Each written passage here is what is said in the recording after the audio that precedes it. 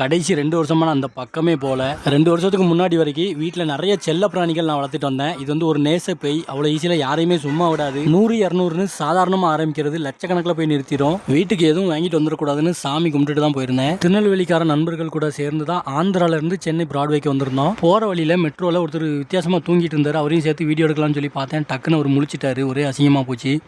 Husky talk ஒன்று முரட்டுத்தனமாக இருந்துச்சு, வாங்கணும்னு ரொம்ப ஆசை. ஆனால் காசு இல்லை. ஆக்சுவலாக அந்த ஹாம்ஸ்டர் வாங்குறதுக்காக தான் சென்னை பிராட்வேக்கு போயிருந்தேன். ஆனால் கொள்ள ரேட்டு சொன்னதுனால நான் வாங்காமே திரும்பி வந்துட்டேன். பிராட்வேல மற்ற நாளை விட இன்றைக்கி ரொம்ப கூட்டம் அதிகமாக இருந்தது. இந்த ஹேண்ட் ஃபீடிங் குஞ்சுகளெல்லாம் பார்க்கும்போது குழந்தைங்களுக்கு ரொம்ப பிடிக்கும். என் மகளுக்காக இதை வாங்கிட்டு போயிடலாம்னு தான் நினச்சிக்கிட்டே இருந்தேன். ஆனால் சொந்த ஊருக்கு போனதுக்கப்புறம் தான் இனி பறவைகள் வளர்க்க போகிறேன்.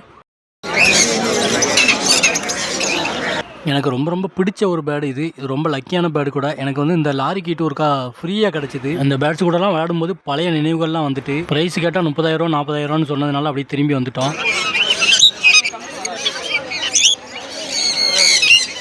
பேர்ட்ஸ் மட்டும் இல்லாமல் நிறைய ஃபிஷ்ஷஸும் வச்சுருப்பாங்க. இதெல்லாம் ரேட்டு வெறும் 100 தான் சொன்னாங்க.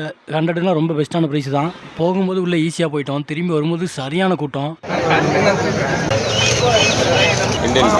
இது வந்து குட்டி நாய் கிடையாது, இது வந்து அடல்ட்டு. உலகத்திலே குட்டியாக ரொம்ப சின்ன சைஸில் இருக்கிற டாக் ப்ரீட் இது தான். ஒன்று பெர்ஷியன் கேட் வாங்கு, இல்லைனா ஹாம்ஸ்டர் வாங்கு. ரெண்டில் ஏதாவது ஒன்று வாங்கிட்டு தான் வீட்டுக்கு போகணுன்னு என் மைண்டு சொல்லிக்கிட்டே இருந்தது. ஆனால் எப்படியோ கண்ட்ரோல் பண்ணி நான் வீட்டுக்கு போயிட்டேன். வீட்டுக்கு போகும்போது ஒரு டக்குன்னு ஒரு பூனை எனக்கு கிராஸ் பண்ணி போச்சு. 7,000 ரூபா மதிப்புள்ள ஒரு பூனை, அதுவே நம்மளை தேடி வந்திருக்குது. நம்ம வீட்டுக்கு கொண்டு போயிடலான்னு பார்த்தா ரோட்டில்